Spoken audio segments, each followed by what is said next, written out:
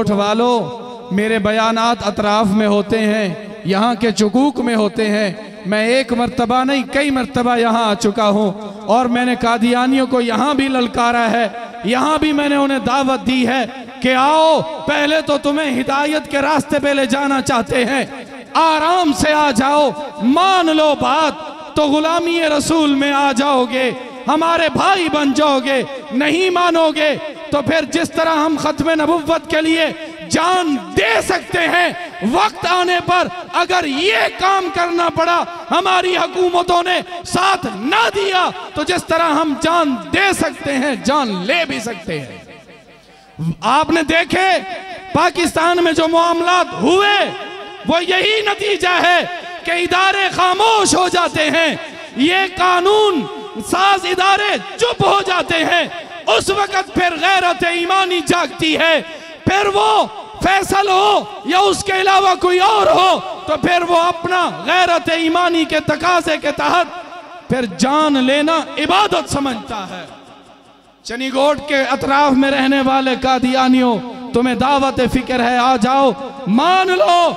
नहीं मानोगे तो फिर एक वक्त आएगा कि जिस तरह हमारे अकाबिर ने तुम्हारे बड़ों का ताकुब किया और तुम्हें पाकिस्तान के कानून के मुताबिक गैर मुस्लिम करार दिया, हम ये बात इंशाअल्लाह अज़ीज़ ता क़याम क़यामत करते रहेंगे और तुम्हारे कुफ्र का नारा सारी दुनिया के सामने लाते रहेंगे।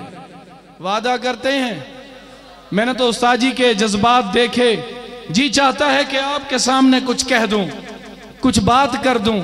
अभी नहीं, इस जुमे को नहीं, अगले जुमे को आप आए मौलाना रशीद अहमद साहब की मस्जिद में, खिताब होगा, फिर बातें होंगी, फिर वहां पे बैठ के हाल हवाल करेंगे कि कादियानी कहां से तू आया, तेरी हैसियत क्या है, तेरी औकात क्या है, तू गंदी नाली का कीड़ा, गटर का तू धुला हुआ, तेरी हैसियत ये कि तू मेरे आका की खत्म नबुव्वत के अजमत वाले इस अजमत वाले मकाम पर तू अपने आप को ले आना चाहे, नहीं हो सकता। और ना ये इंशाअल्लाह अज़ीज़ खत्म नबुव्वत के दीवाने होने नहीं देंगे। वादा है।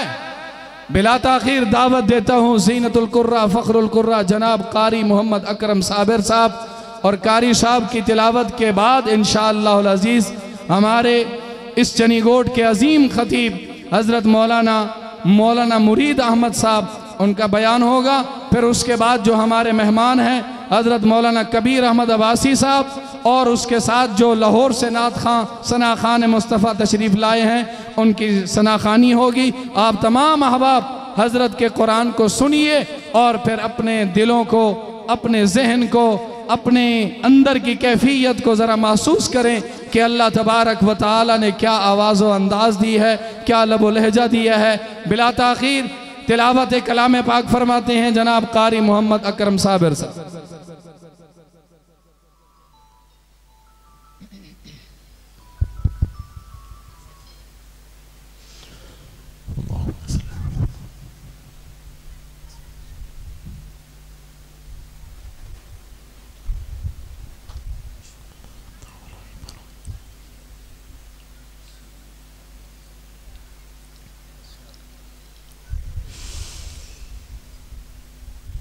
أعوذ بالله من الشيطان الرجيم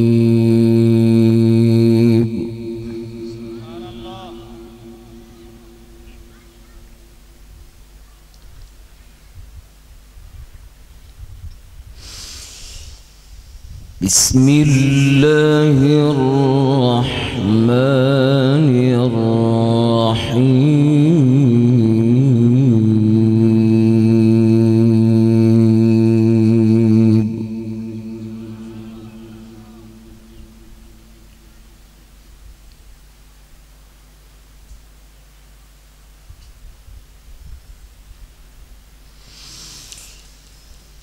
ما كان على النبي من حرج فيما فرض الله له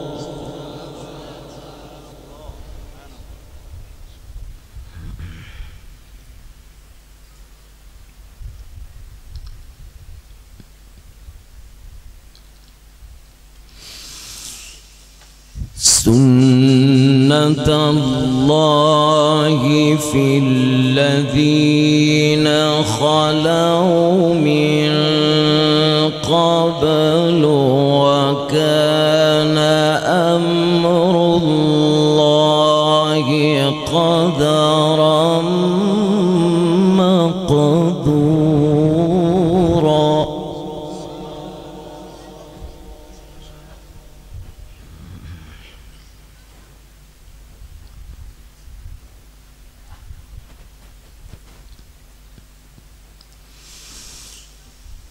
الذين يبلغون رسالات الله ويخشونه ولا يخشون أحدا إلا الله.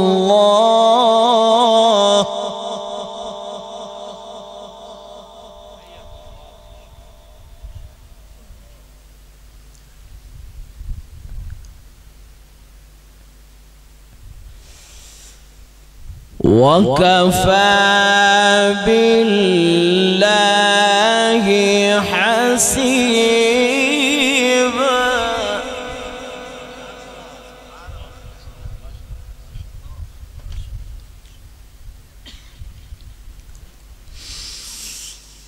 بسم الله الرحمن الرحيم. ما كان على النبي من حرج فيما فرض الله له.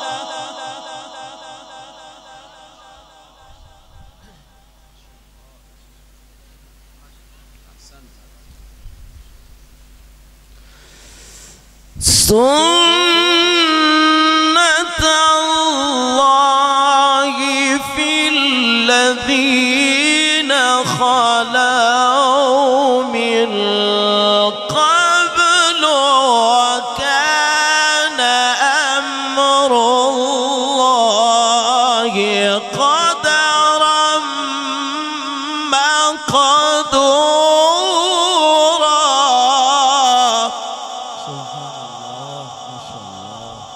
بارك الله يا شيخ، أحسنت وأجملت، اللهم زد ما شاء الله. وكان أمر الله قدرا مقدورا.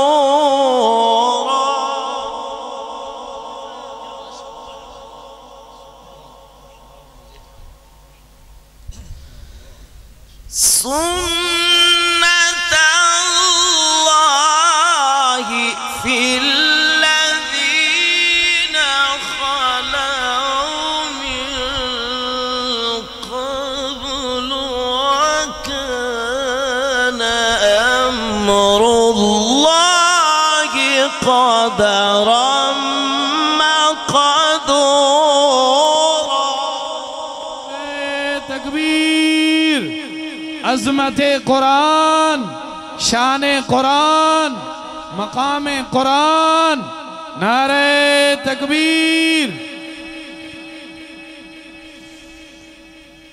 الذين يبلغون رسالات الله ويخشونه ولا يخشون أحدا إلا الله. وكان أمر الله قدرا مقدورا. الذين يبلغون رسالات الله ويخشونه ولا يخشون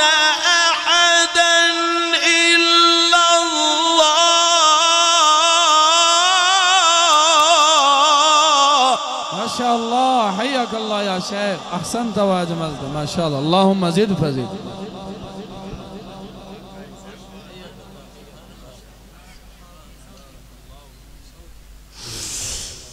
वकफ़ा बिल्लाहि हसीबा।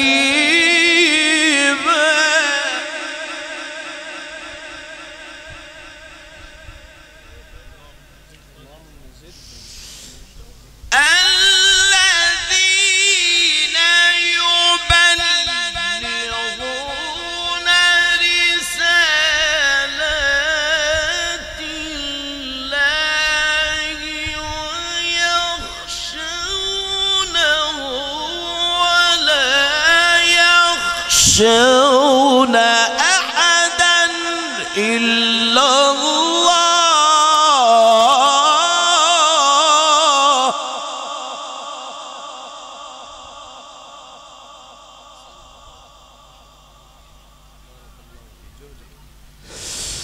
وكفى بالله حسيبا.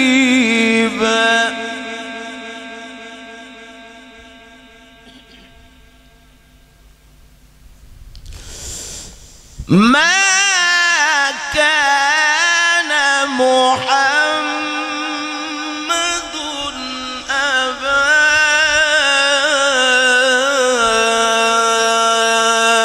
أحد من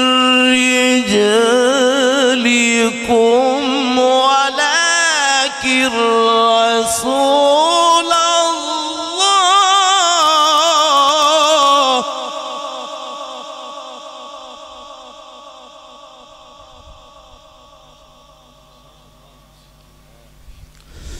ما كان محمد أبا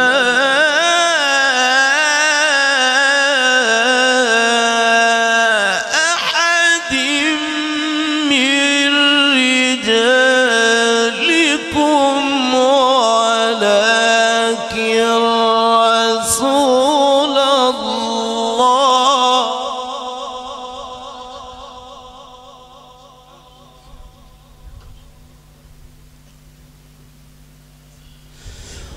وكفى بالله حسيبا.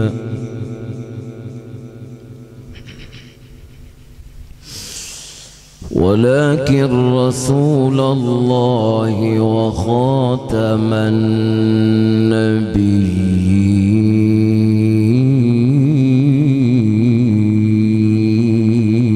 النبيين.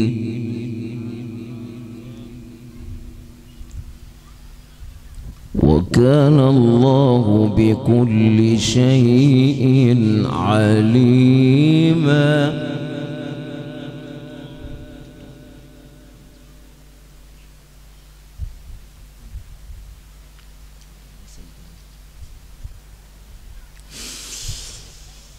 ما كان محمد أبا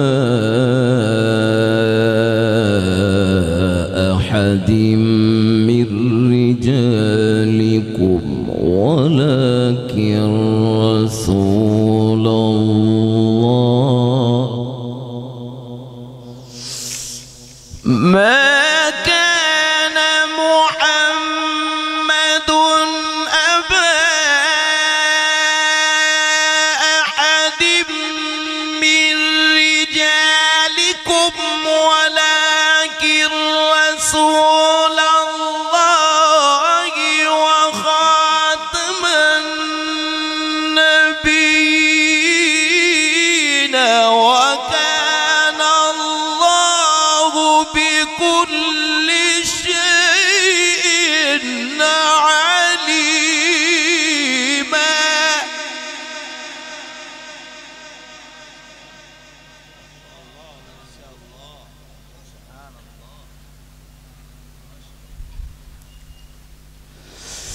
يا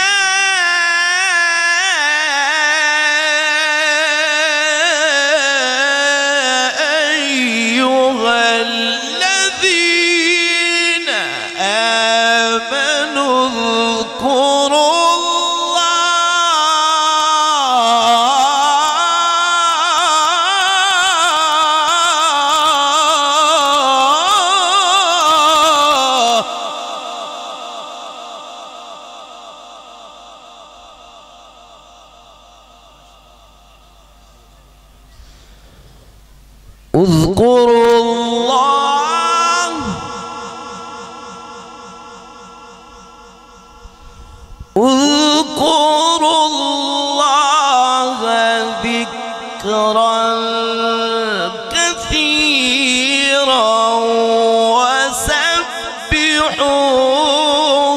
بكرة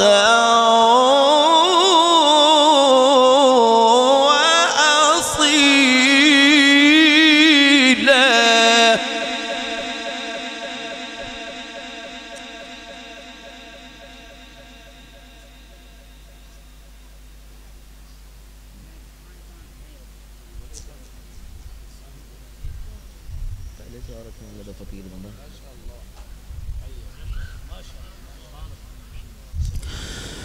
يا أيها الذين آمنوا اذكروا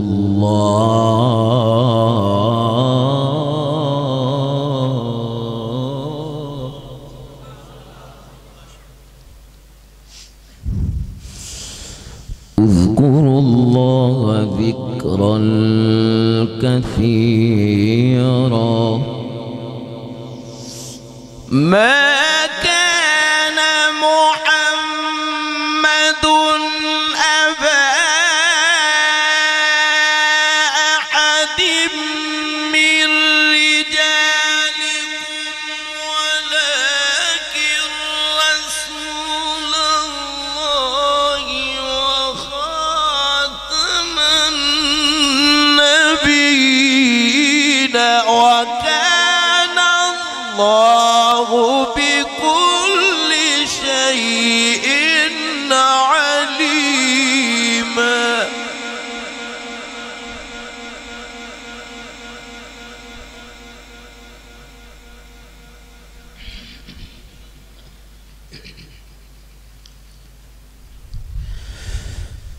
يا أيها الذين آمنوا اذكروا الله ذكرا كثيرا وسبحوه بكرة وأصيلا.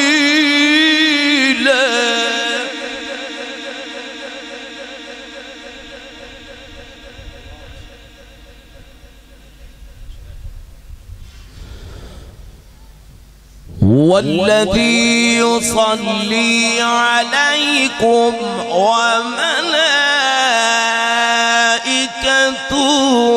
ليخرجكم من الظلمات إلى النور.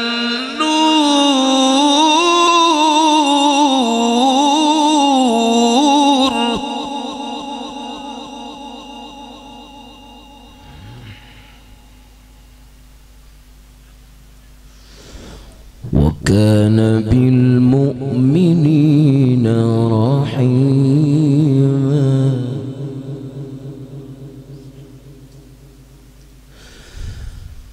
هو الذي يصلي عليكم وملائكته ليخرجكم من الظلمات إلى النور. يا أيها الذين آمنوا اذكروا الله ذكرا كثيرا وسبحوه بكرة وأصيلا. هو الذي يصلي عليكم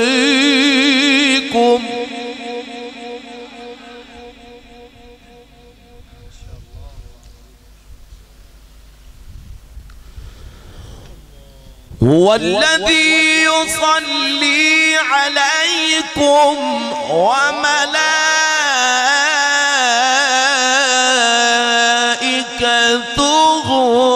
ليخرجكم يخرجكم من الظلمات إلى النور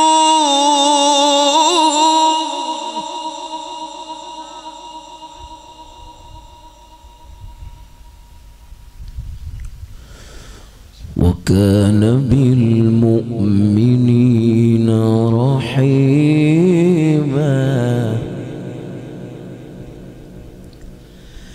تحيتهم يوم يلقونه سلام وأعد لهم أجرا كريما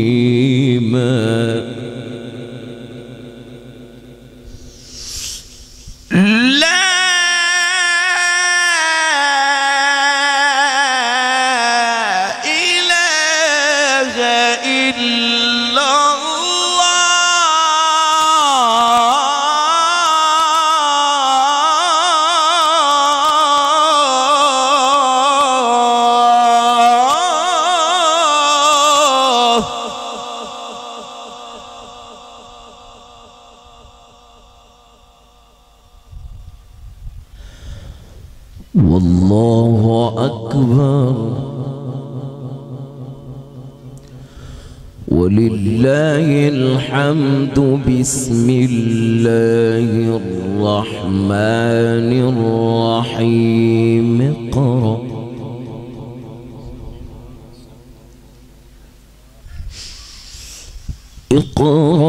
باسم ربك الذي خلق خلق الإنسان علق اقرأ لا إله إلا الله والله أكبر ولله الحمد ولله الحمد ولله الحمد ولله الحمد بسم الله الرحمن الرحيم اقرأ باسم ربك الذي خلق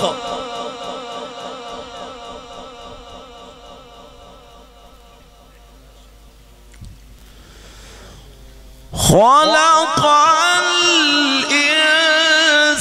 الإنسان من علق اقرأ وربك الأكرم الذي علم بالقلم علم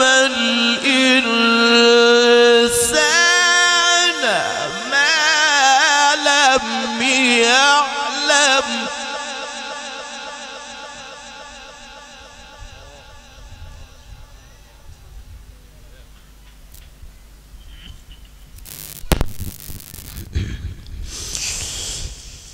الله أكبر بسم الله الرحمن الرحيم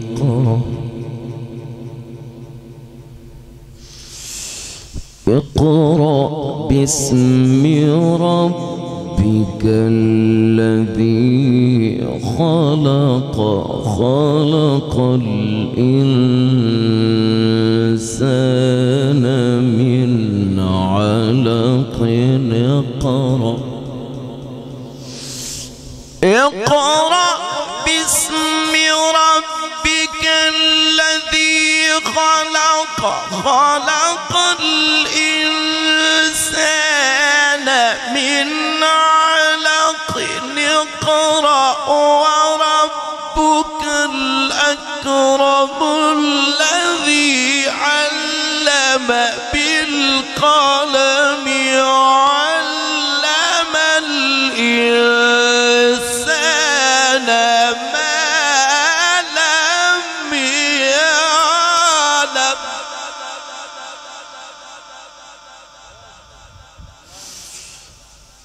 اقرأ وربك الأكرم الذي علم بالقلم علم الإنسان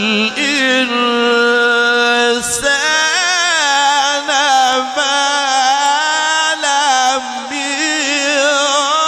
يعلم. صدق الله العظيم.